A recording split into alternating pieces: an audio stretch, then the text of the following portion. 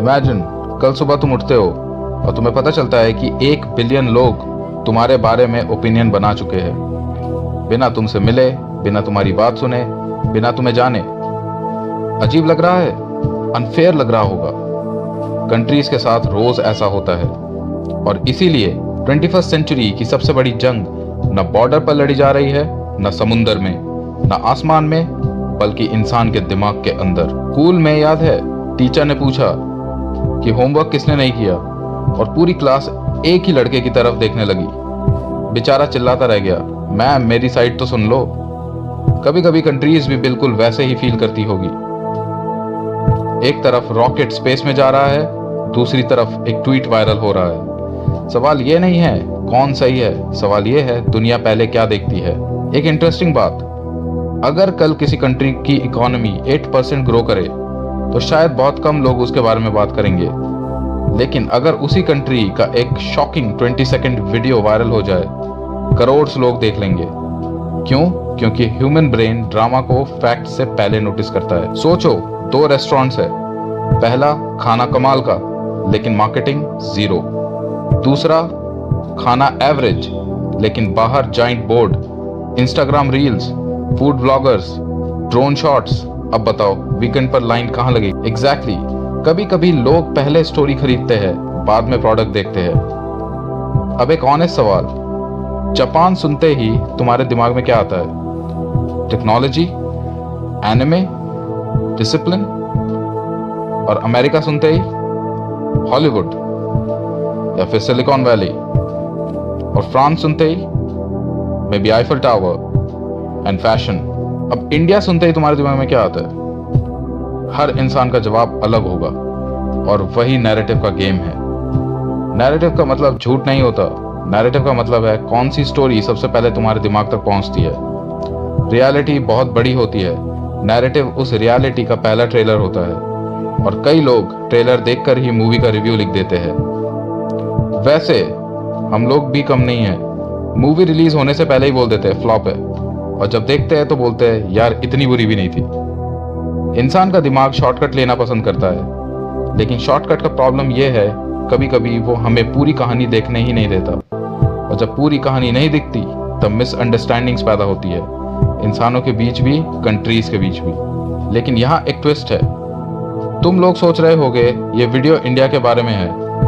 नहीं, ये वीडियो तुम्हारे ब्रेन के बारे में है, क्योंकि अगर हम ये समझ गए कि हम स्टोरीज को कैसे कंज्यूम करते हैं तो हम ये भी समझ जाएंगे कि कंट्रीज की इमेज कैसे बनती है। और बिलीव मी, अभी असली जर्नी शुरू भी नहीं हुई है। चलो एक एक्सपेरिमेंट करते हैं।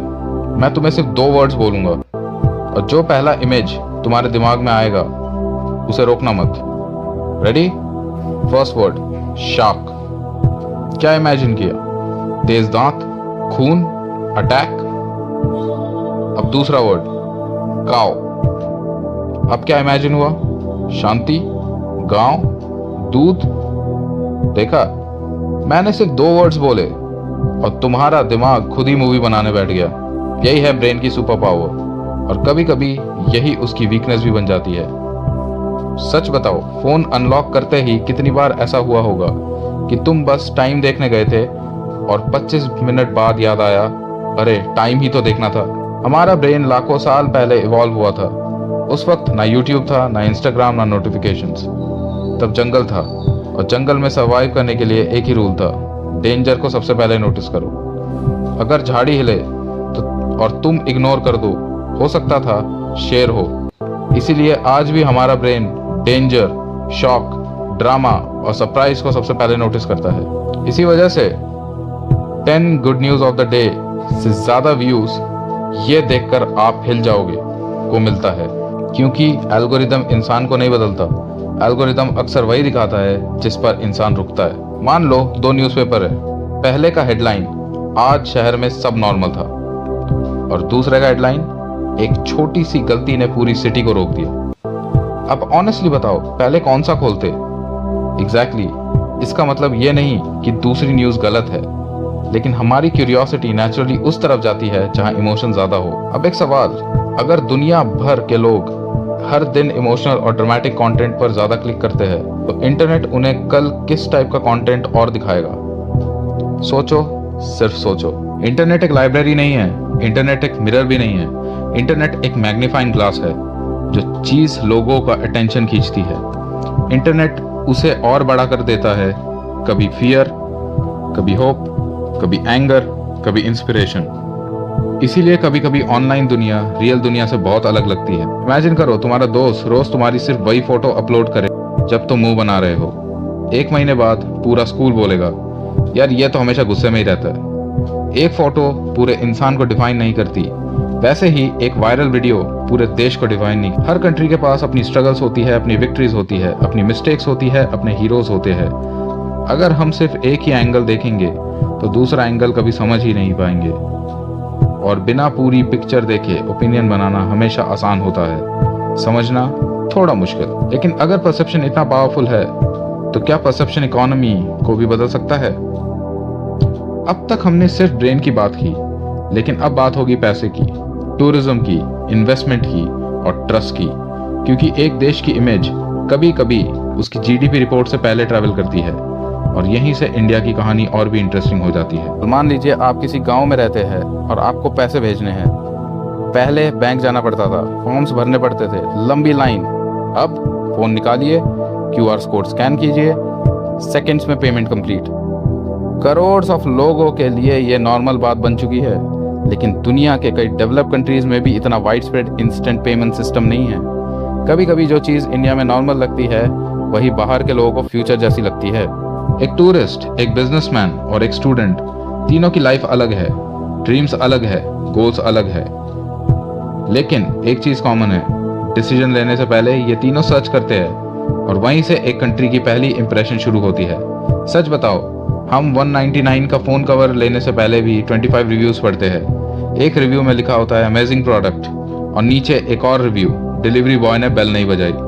बस हम बोलते हैं नहीं भाई, कैंसिल। अब सोचो, जब लोग अपनी लाइफ की सेविंग्स इन्वेस्ट करते हैं या फैमिली के साथ हॉलीडे प्लान करते हैं तो कितनी रिसर्च करते होंगे। इंटरनेट एक फोटो एल्बम नहीं है, ये लाखों लोगों की आवाज़ों का कॉम्बिनेशन है और कभी कभी सबसे लाउड आवाज़ सबसे पहले सुनाई देती है।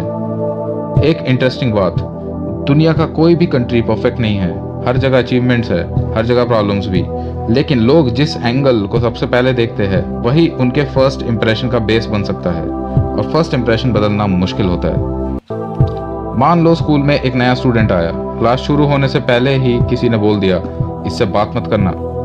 अब चाहे वो लड़का कितना भी हेल्पफुल निकले, तुम्हारा ब्रेन पहले उसको डाउट करेगा। क्यों? क्योंकि पहली इंफॉर्मेशन बहुत पावरफुल होती है। कंट्रीज के साथ भी कभी कभी ऐसा ही होता है। अब खुद से एक सवाल पूछो, अगर किसी फॉरेन टूरिस्ट ने इंडिया के बारे में सिर्फ ट्रैफिक, पोल्यूशन और आर्ग्यूमेंट्स वाले वीडियोस देखे हो तो उसके दिमाग में कौन सी इमेज बनेगी? और अगर वही टूरिस्ट इंडिया आए, लद्दाख देखे, केरला देखे, मेघालय देखे, काशी की सुबह देखे, लोकल लोगों के साथ चाय पिए, तो क्या उसकी सोच बदल सकती है? शायद हाँ। इसीलिए एक्सपीरियंस और परसेप्शन हमेशा सेम नहीं होते।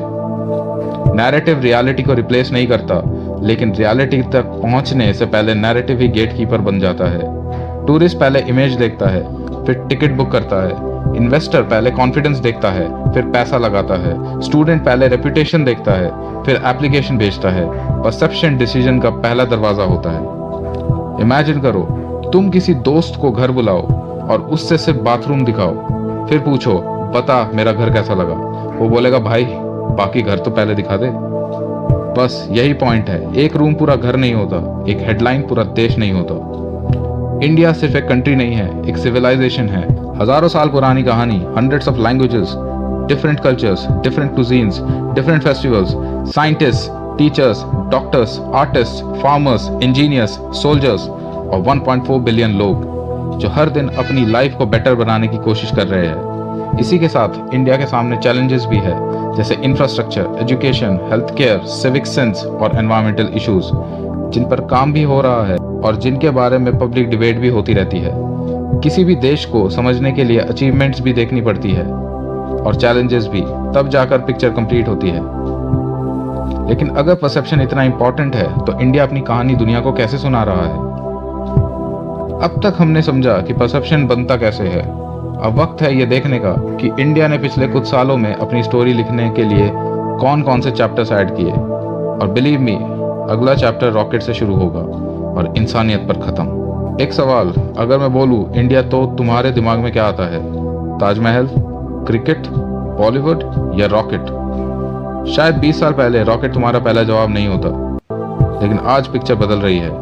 वैसे इंडियन पेरेंट्स का फेवरेट डायलॉग याद है? इंजीनियर बन जा, जिंदगी सेट हो जाएगी। लगता है कुछ बच्चों ने उस एडवाइस को थोड़ा ज़्यादा सीरियसली ले लिया और सीधा रॉकेट्स बना दिए। स्पेस सिर्फ साइंस नहीं होता, स्पेस कॉन्फिडेंस होता है।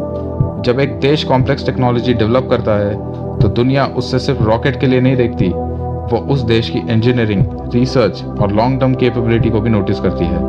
हर सक्सेसफुल मिशन एक मैसेज भेजता है, हम सीख रहे हैं, हम इनोवेट कर रहे हैं और हम कंट्रीब्यूट कर सकते हैं। तो ये था पार्ट 1।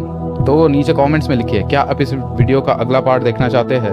और इस वीडियो के अगले पार्ट में हम जानेंगे पूरी स्टोरी, कैसे इंडिया खुद को नैरेटिव वॉर में जिता सकता है और ग्लोबल नैरेटिव को भी शेप कर सकता है।